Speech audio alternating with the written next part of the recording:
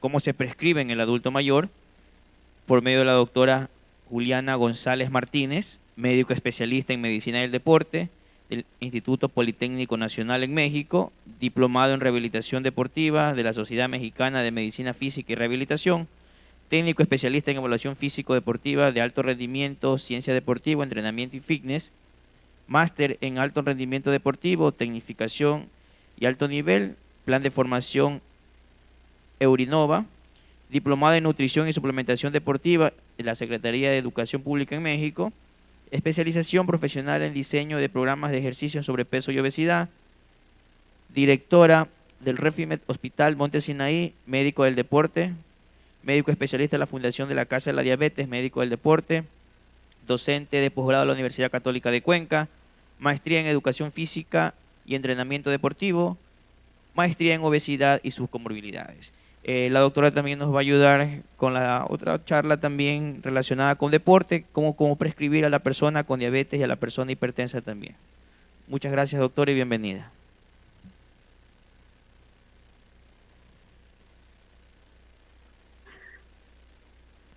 Buenas noches con todos. Les pido una disculpa enorme. Ayer estoy un poquito complicada de salud. Espero que la voz me alcance para las dos charlas que tenemos el día de hoy. Muchísimas gracias por la invitación.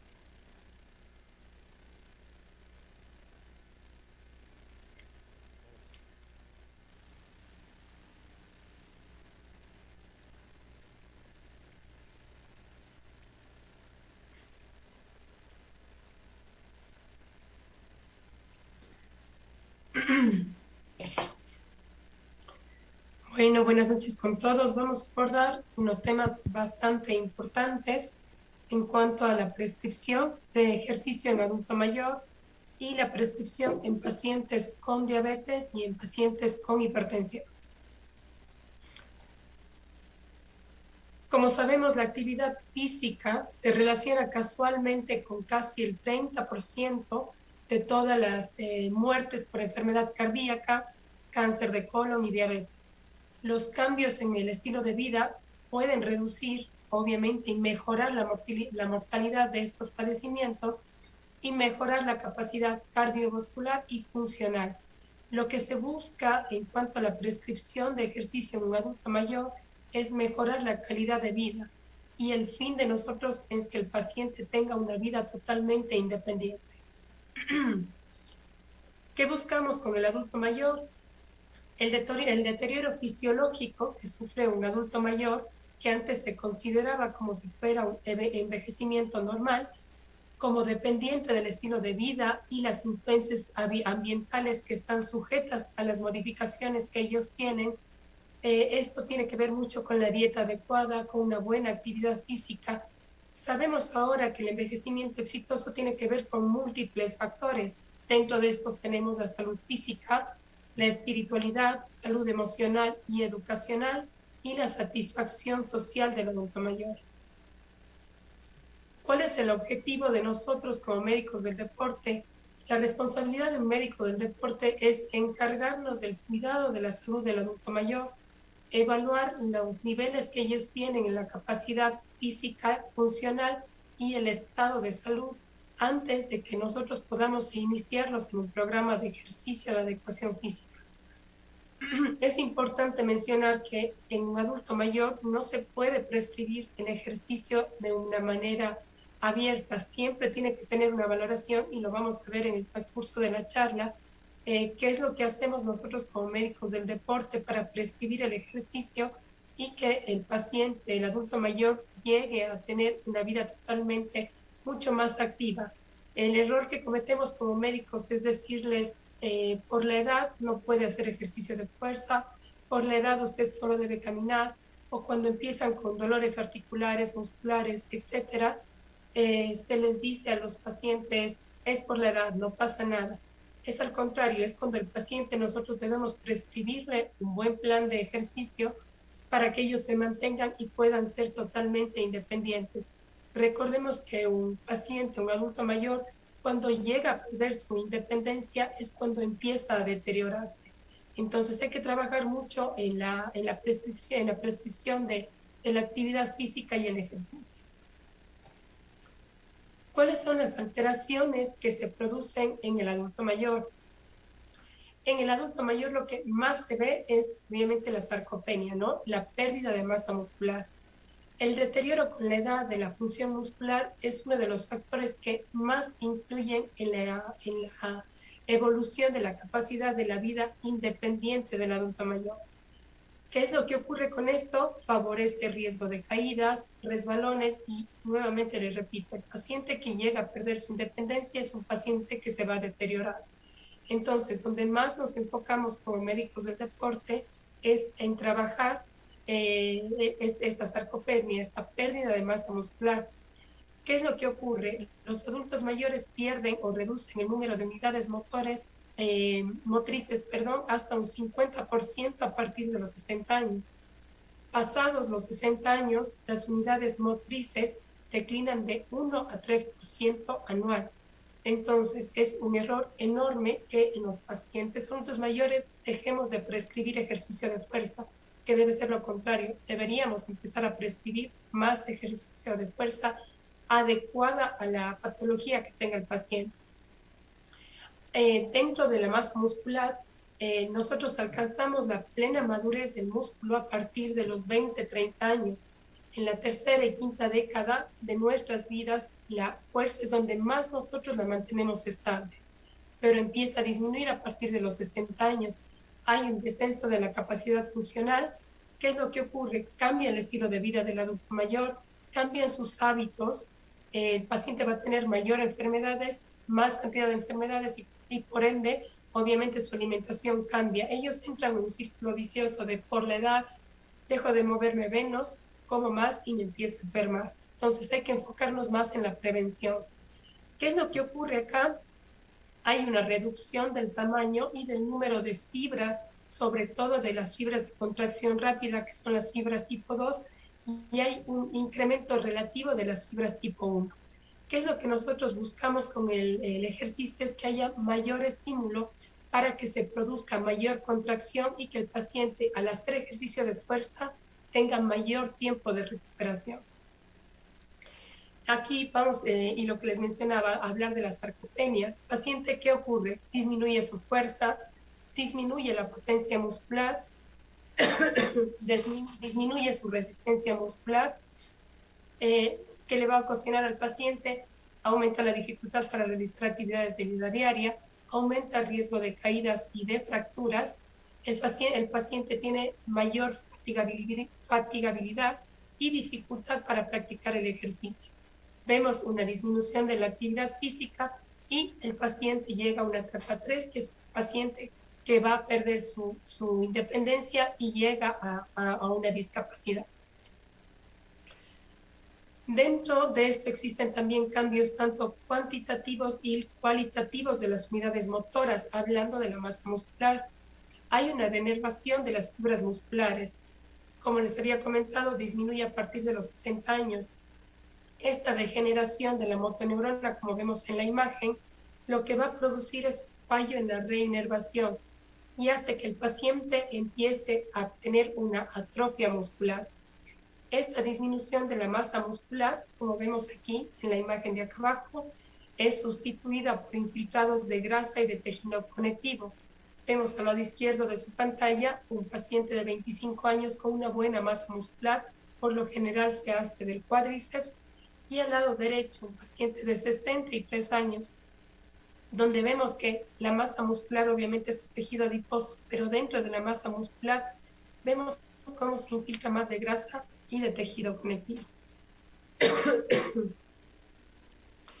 Ahora bien, dentro de los efectos del ejercicio, buscamos fortalecimiento del aparato muscular, que es restaurar la masa muscular de un adulto mayor, que es lo que más vemos nosotros que se pierde a partir de los 60 años, mantener una buena postura, es decir, una postura erguida, que tengan una buena marcha, esto si nosotros lo valoramos en la consulta, que tengan un buen balanceo, equilibrio, y con eso lo que yo más busco en un adulto mayor es el riesgo de caídas.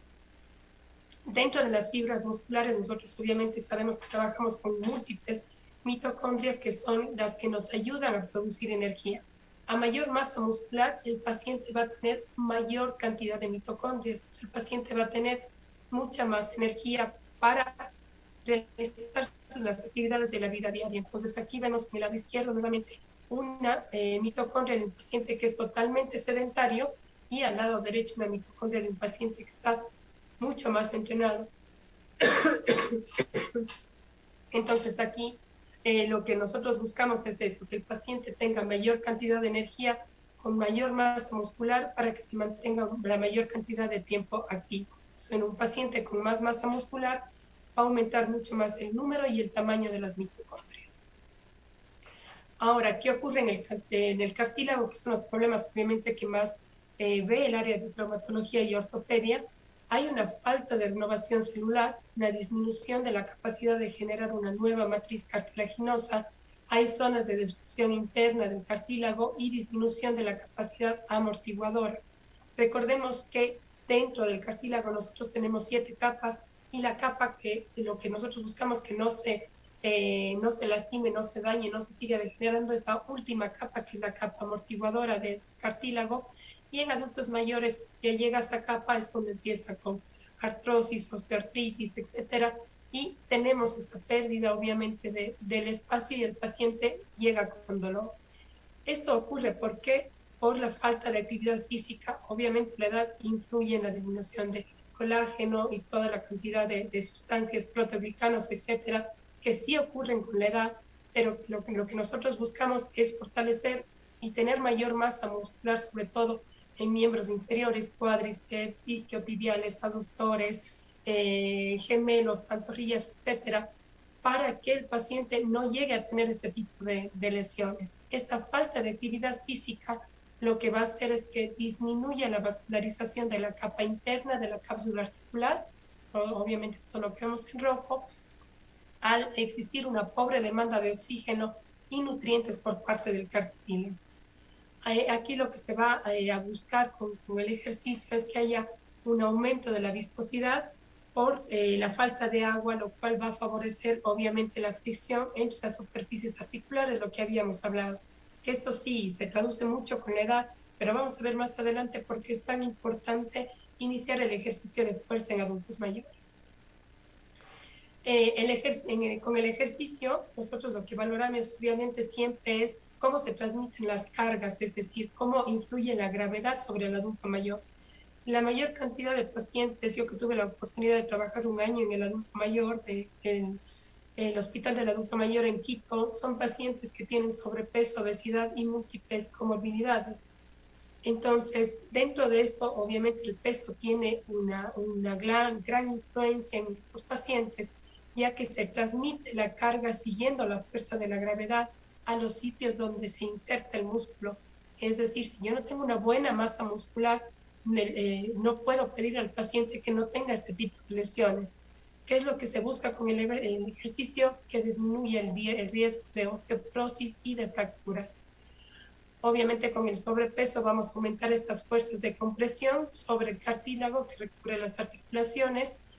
¿Qué es lo que buscamos con el ejercicio? Además de ganar masa muscular, disminuir el peso, lo que va a evitar esta compresión en las articulaciones, sobre todo en piernas, rodillas, aumentar la producción de líquido sinovial y favorecer mucho más la lubricación de articulaciones y mejorar la movilidad de la articulación. No digo que con el ejercicio voy a aumentar el líquido en sí, sino al tener una buena movilidad en las articulaciones, el paciente va a tener obviamente mayor capacidad o menos de dificultad en tener algún tipo de lesión. Acordémonos que se tiene que trabajar mucho en adultos mayores, además de ejercicios de fuerza, ejercicios de flexibilidad y de elasticidad. ¿Por qué? Porque una de las cualidades que más se pierden en adultos mayores son estas, flexibilidad y elasticidad. Estos lo que hacen es que se ven afectados, ya que al aumentar el depósito de colágeno y disminuir su viscosidad, son pacientes que se esguinzan muy frecuentemente. Entonces ustedes verán en adultos mayores con sobrepeso que iba caminando, doctora, y por ahí me lesioné, tuve un esguince en el tobillo. Entonces toda esta falta de ejercicio lleva a la final al adulto mayor a padecer múltiples comorbilidades y hablando del sistema osteoarticular, estas patologías que estamos viendo.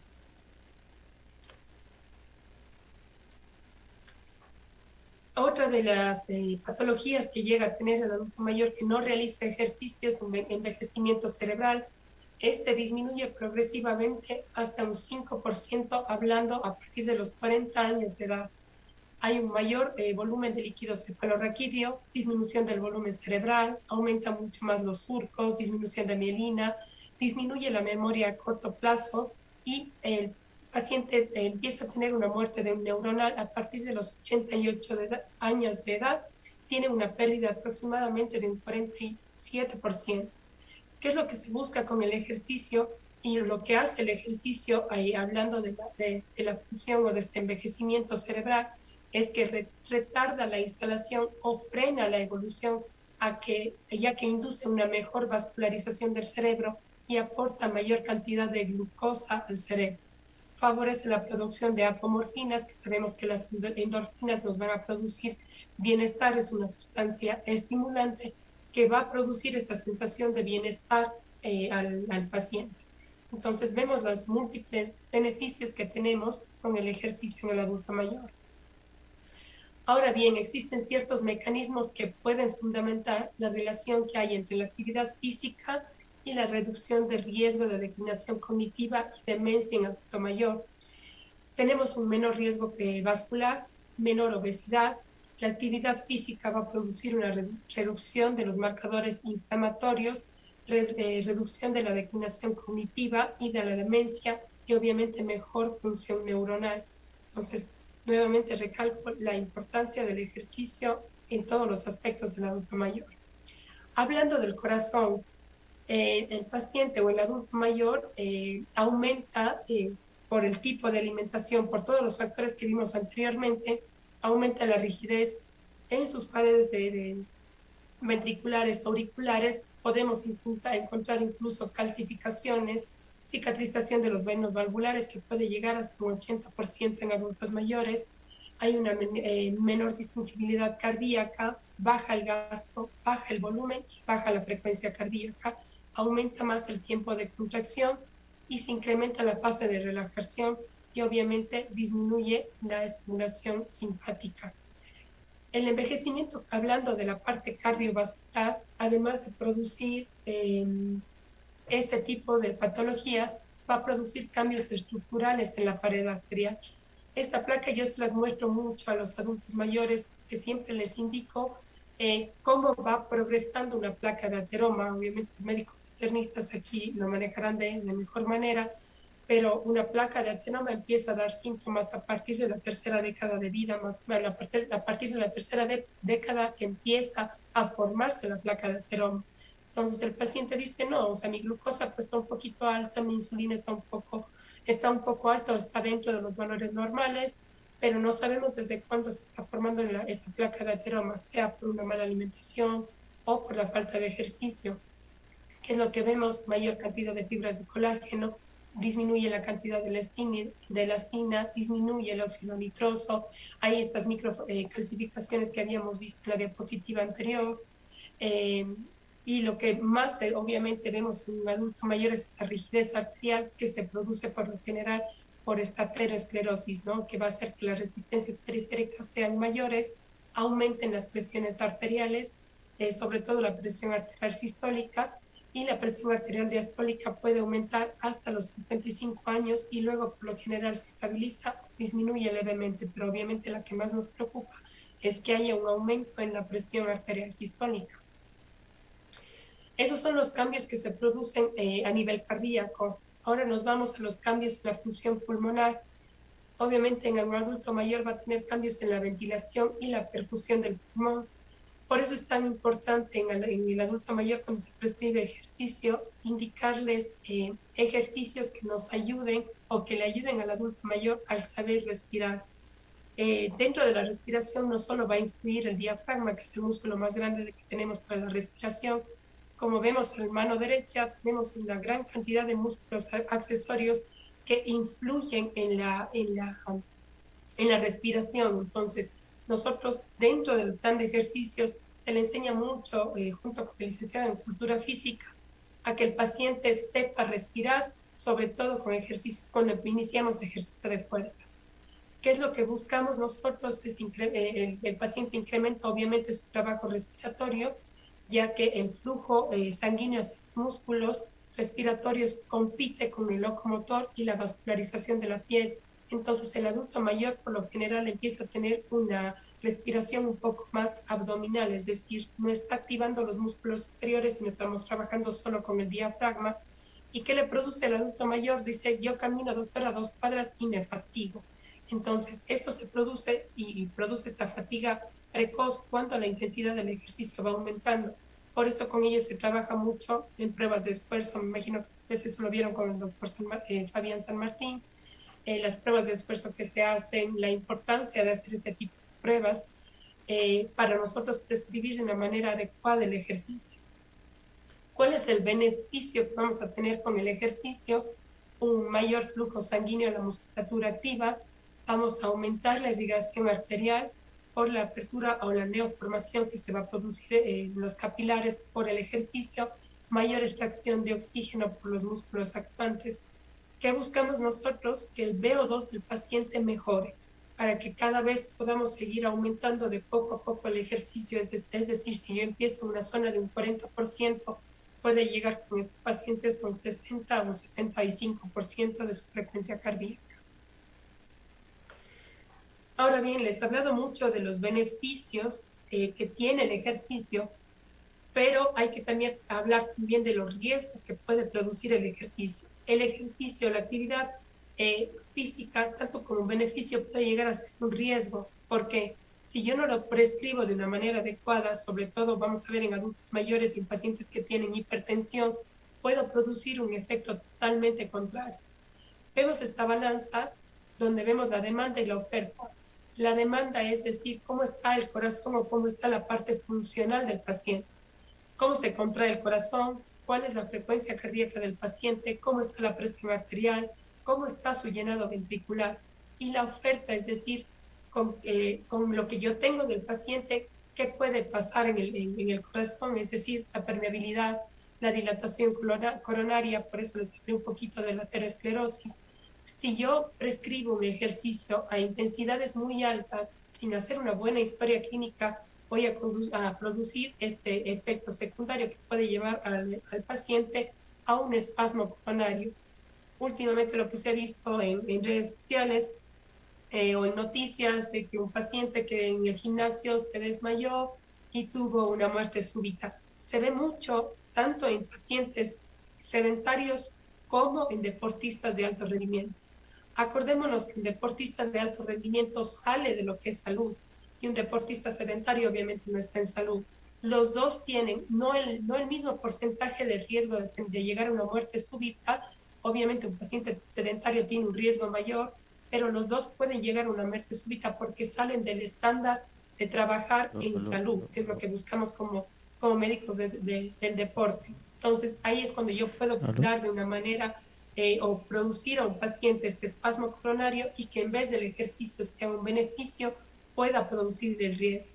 Por eso es tan importante y hemos luchado bastante en la importancia de que exista un médico del deporte, incluso en hospitales del tercer nivel, porque hay que dar una buena prescripción de ejercicio y tener una muy buena valoración clínica previo a prescribir. Vamos a ver por qué no es aconsejable empezar con ejercicio de fuerza, cómo vamos a dosificar el ejercicio aeróbico, luego cómo vamos a ir subiendo o escalando para llegar al ejercicio de fuerza. Pero es por todo lo que les hablo y todos los cambios fisiológicos que se producen con el ejercicio.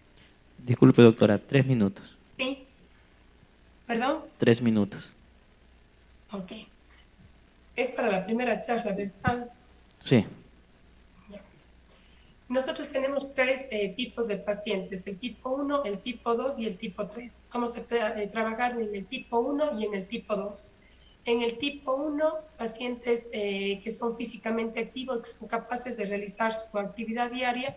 Y en el tipo 2, los pacientes que realizan actividad física con que no amenazan su independencia. Y obviamente el tipo 3 es un paciente que ya ha perdido su independencia.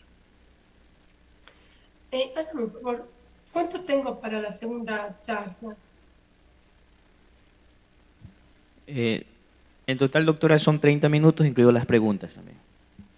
30, entonces tengo 20. Si alcanzo yo a terminar todas las charlas hasta, o sea, tengo 23 minutos más por ahí. Sí, ya para esto, ya, porque hay preguntas, por eso le decía 3 minutos. Ok. Entonces deme unos 5 minutitos más solo para explicarles un poquito más la prescripción. Ya, doctora. Gracias. Bueno, dentro de la condición física relacionada con la salud, condición cardiovascular, trabajar en flexibilidad, en fuerza muscular y en composición corporal. La valoración médico-deportiva del adulto mayor incluye evaluación de la marcha, como les había dicho, hay que ver siempre movilidad, estabilidad, ver los grados de flexión, de extensión de rodilla, de cadera, de talón, de manos, de hombros, movimientos del pie, del tobillo y cómo se combina la marcha en el paciente para que inicie el ejercicio. Evaluación de la flexibilidad. Como médicos del deporte trabajamos con un montón de tablas y valores. En adulto mayor trabajamos mucho en flexibilidad y elasticidad. Entonces aquí hay una imagen de un ejemplo de cómo se trabaja elasticidad y flexibilidad en el paciente. Se coloca una regla en la parte superior y el paciente tiene que llegar a cero. Si llega más atrás, por ejemplo, como está la línea azul, sería unos menos 15, menos 10 y vamos trabajando en esto. La valoración de la elasticidad en tren superior y en tren inferior, igual, para tren inferior se le pide al paciente que con la punta de los dedos se toque la punta de los pies y se mide con una cinta métrica cuánto le falta o si llega a cero. Lo mismo hacemos en tren superior. Entonces le pedimos que con la mano, obviamente izquierda o derecha atrás, traten de juntar y se toma el valor de cuánto le falta al paciente y eso es lo que vamos trabajando y ganando en adulto mayor. La velocidad de reacción, entonces aquí lo que nosotros le pedimos al paciente, el paciente está sentado, yo con una regla o cualquier objeto, sobre todo con una regla, la pongo en la parte de arriba, le digo al paciente con algún estímulo auditivo que la voy a soltar, el paciente la toma y calculo el valor en la regla de obviamente cuánto tiempo la coloco, la tomo y cuántos centímetros tengo. Es importante hacer todos estos tipos de pruebas en estos pacientes porque en todo eso trabaja el médico del deporte. La capacitación multisensorial es la capacidad de percibir nuestra ubicación en el espacio. Entonces, un paciente, como ven aquí, un adulto mayor sentado, le digo que la pelota vaya hacia atrás, hacia adelante o hacia los lados y que vea al frente. Entonces, ¿qué busco con este paciente? Estabilidad. Por eso en un adulto mayor hay que trabajar mucho este tipo de ejercicios. Para valorar fuerza muscular, ahí existen unas máquinas de isocinesia, la verdad son sumamente costosas, están por arriba de $1.000.000, la tienen los centros de alto rendimiento, pero en consultorio podemos trabajar con curl de bíceps o pararse y sentarse de la silla. Con esto veo o evalúo fuerza y resistencia muscular.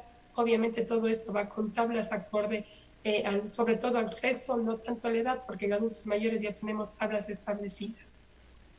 Evaluación ortopédica, es importantísimo siempre observar los pies. Cuando se prescribe ejercicio hay que saber si el paciente tiene pie cabo, pie normal, pie plano, si es supino o si hace supinación o pronación. Con eso ver si el paciente necesita alguna plantilla para que cuando haga ejercicio no sienta dolor. Evaluación de la composición corporal, que esto habló el doctor San Martín. Obviamente sabemos que lo más importante es la medición de los pliegues, pese a que existe actualmente una gran cantidad de máquinas que nos dan estos resultados. La determinación del VO2 máximo y aquí está cómo debería prescribirse el ejercicio aeróbico en adultos mayores. Pacientes que son muy sedentarios, yo empiezo de 3 a 5 minutos al día, 2 veces al día. En adultos que ya son más activos puedo llegar de 30 a 45 minutos y trabajo ejercicios de flexibilidad y ejercicios de fortalecimiento muscular a partir de las 8 semanas. Porque luego de las 8 semanas el ejercicio aeróbico va a aumentar tanto la presión arterial sistólica, media y diastólica, la mantiene o la disminuye. Pero en un paciente, si yo empiezo netamente con ejercicio de fuerza, voy a subir las 3 presiones. Entonces hay que tener mucho cuidado. Siempre empiezo 8 semanas de ejercicio aeróbico y después me voy con el ejercicio anaeróbico. Y esta es una escala para el adulto mayor que nos ha funcionado bastante bien, que es la escala de percepción del esfuerzo. Ustedes la deben manejar, pero en un paciente empezamos siempre con ritmo suave, es decir, que pueda mantener una conversación, luego un ritmo medio, que no pueda mantener una conversación continua, sino que tenga que hacer pausas, y un ritmo alto se les fija al paciente, que es solo con monosílabos y que se comunica solo con gestos. Con ellos nos ha funcionado muy bien trabajar de esta manera, se les da la tablita y ellos anotan la escala de percepción que han tenido durante este día. Entonces, perdón por lo rápido, pero esto es más o menos lo que nosotros hacemos con los adultos mayores. Entonces, no sé si haya preguntas, por favor. Sí, doctora. Bueno, por el tiempo, vamos a dos preguntas. La primera, en adultos mayores diabéticos o no diabéticos, ¿se puede prescribir ejercicio de fuerza progresiva con cargas moderadas hasta el fallo muscular? De ser así, ¿cuál sería el tiempo de reposo por grupo muscular posterior al entrenamiento? Si es que se llega, yo nunca les recomiendo llegar al RM máximo, es decir, hasta que llegue a la falla muscular. Eso es un error. Está descrito, obviamente, que lo puede hacer un paciente, pero siempre tiene que ser progresivo. Hablando de fuerza muscular, a ver si tengo esta. Lo vamos a ver igual más adelante, pero les quiero mostrar. Solo me voy un ratito al final. Aquí, el ejercicio de fuerza. El RM yo nunca llego al 100%, siempre hay que empezar entre un 40% de su RM, es decir, con la escala de percepción del esfuerzo. Yo no voy a no ser que sea un paciente o un deportista de alto rendimiento, que como les digo, eso sale de salud, yo llego a la falla muscular, no. Como paciente siempre voy a intentar a un 30, a un 40% de su RM, pero no llegar a falla. En un paciente con diabetes o con hipertensión, que lo vamos a ver más adelante, siempre se tiene que prescribir ejercicio de fuerza. Y eso es lo que yo quisiera que más se lleven en el Congreso. Pese a que sea adulto mayor, que tenga hipertensión, que tenga diabetes, vamos a ver obviamente contraindicaciones, pero el ejercicio, si yo no tengo una masa muscular, que es la parte más activa de mi cuerpo, no voy a tener una buena respuesta por parte de los pacientes. Entonces, en todo paciente se debe escribir ejercicio de fuerza, nunca llegar a su 1RM, sino empezar de un 30 al 40%. Ya les voy a ir diciendo cuánto vamos a empezar en 1.5, 2.5 para tren superior y 3.5 hasta 5.5 en tren inferior, y vamos a ir subiendo. Ya, la siguiente pregunta, doctora. ¿Considera usted que priorizar la fase excéntrica en el ejercicio de fuerza brinda más seguridad para el complejo articular que trabajarla al igual que la fase concéntrica, o se deberían trabajar en la misma relación? Es que depende mucho del paciente, o sea, depende de lo que nosotros buscamos. Por ejemplo, yo no puedo trabajar en una fase mucho más concéntrica, o sea, si es un paciente, por ejemplo, que tenga una hipertensión arterial, porque el paciente con hipertensión arterial o con un paciente que tenga insuficiencia venosa periférica, si yo trabajo más en una fase concéntrica y no tiene este mecanismo de bomba, voy a producir el efecto contrario. Entonces, no se puede generalizar el ejercicio, la prescripción en sí, pero, o sea, lo que más o menos entiendo en cuanto a esta pregunta es que se mantengamos, no sé, unos 3 segundos, 1, 2, 3 y vuelvo. 1, 2, 3 y vuelvo. Ayuda mucho más, sí, en la fase articular, porque el paciente lo que ahí no va es a lesionarse al hacerlo de una manera muy rápida, que es lo que ocurre con el CrossFit. Yo no contraindico el CrossFit. Lo único que se tiene que ver es que el paciente lo haga no de una manera tan rápida, y por eso hay tanta lesión. En el CrossFit es alzo, corro y voy a la siguiente estación, hago un press o una sentadilla, corro, voy a la siguiente y alzo un balón. Al trabajar un poquito más en este tipo de fases concéntricas y excéntricas, me doy el tiempo de que la articulación no sufra, pero hay que tener cuidado con algunas patologías que vamos a ver más adelante, sobre todo en pacientes que tienen insuficiencia venosa profunda superficial y pacientes con hipertensión. Pero es mucho trabajarlo de esa manera, contando unos 3 segundos y volver, que hacerlo de una manera más rápida. Muchas gracias, doctora. Bueno, vamos a pasar a la siguiente charla. El tema, deporte ¿Cómo prescribir a la persona con diabetes y a la persona hipertensa con diabetes?